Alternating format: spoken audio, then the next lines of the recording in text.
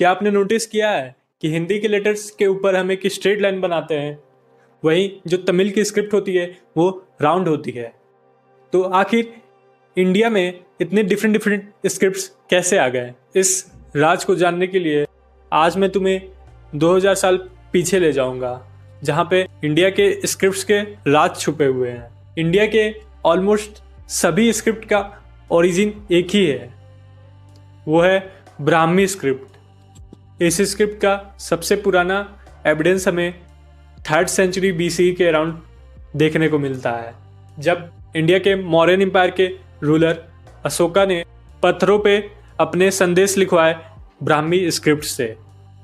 Time के साथ साथ ये ब्राह्मी स्क्रिप्ट 2 डिविजन्स में डिवाइड हो गई, एक नॉर्थ, दूसरा साउथ। नॉर्थ इंडिया में ब्राह्मी स्क्रिप्ट इवॉल्व हुई गुप्ता स्क्रिप्ट में, गुप्ता स्क्रिप्ट इवॉल्व हुई नागरी स्क्रिप्ट में, और वही नागरी स्क्रिप्ट इवॉल्व हुई डिफरेंट डिफरेंट स्क्रिप्ट्स में, जिसमें कि देवनागरी स्क्रिप्ट भी आती है।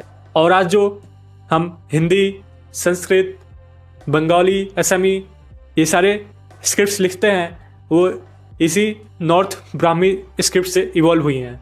वही साउथ इंडिया में ब्राह्मी स्क्रिप्ट इवॉल्व हुई तमिल ब्राह्मी में, फिर पल्लवा और कदम्बा स्क्रिप्ट में।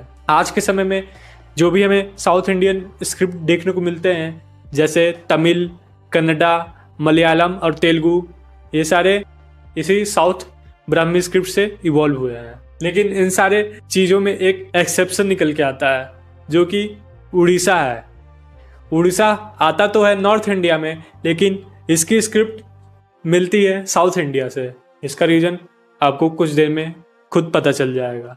तो शुरुआत सबकी सेम थी, लेकिन इवोल्यूशन दोनों जगह अलग डायरेक्शन में हुई। तो सुनो, नॉर्थ इंडिया में एबंडेंस में था भोजपत्र। ये सारे सरफेस हार्ड होते थे, इन पे स्ट्रेट लाइन बनाना काफ़ी इजी होता है, और यहीं से देवनागरी की फेमस टॉप लाइन यानी कि सिरो रेखा बनी। जैसे नमस्ते में जो ऊपर डंडी देखने को मिलती है, इसी को सिरू रेखा बोलते हैं। वहीं साउथ इंडिया में जो मटेरियल एबंडेंस में था लिखने के लिए, वो था पाम लीफ। पाम लीफ भोजपत्र से काफ़ी सॉफ्ट होता था, इस पे हम स्ट्रेट लाइन बनाते हैं तो वो फट जाता है। तो इसीलिए साउथ इंडिया में लोग लेटर्स को कर्व करके लिखने लगे, और यहीं से सारे साउथ इंडिया की स्क्रिप्ट राउंड होने लगी।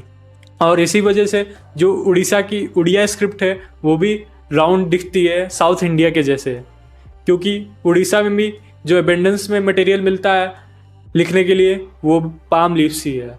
पाम लीव्स ने साउथ इंडिया के स्क्रिप्ट्स को लिटरली कर्व कर दिया। तो जो नॉर्थ और साउथ इंडिया के स्क्रिप्ट्स में डिफरेंसेस हमें देखने को मिलते हैं, वो नॉर्थ वर्सेस साउथ की वजह से नहीं है, बल्कि जियोग्राफिकल इवोल्यूशन की वजह से है। यही इंडिया की स्क्रिप्ट्स बाहर भी एक्सपोर्ट हुई। जो नॉर्थ इंडिया की स्क्रिप्ट्स थी उन्होंने असर डाला तिब्बत और सेंट्रल एशिया के स्क्रिप्ट्स पर, और साउथ इंडिया की पल्लवा स्क्रिप्ट गई साउथ ईस्ट एशिया में, जैसे म्यांमार, थाईलैंड, कंबोडिया। आज जो थाई और खमेरी स्क्रिप्ट है उनका बेस इंडिया से आया है। जब तुम देवनागरी की स्ट्रेट लाइन और तमिल की कर्व्स को देखते हो तो तुम डिफरेंसेस नहीं देख रहे हो, तुम इंडिया की इंटेलिजेंस देख रहे हो, तुम इंडिया की डाइवर्सिटी देख रहे हो कि कैसे अलग अलग जियोग्राफिकल लोकेशन होने के बावजूद भी इंडिया एक सिविलाइजेशन बना रहा।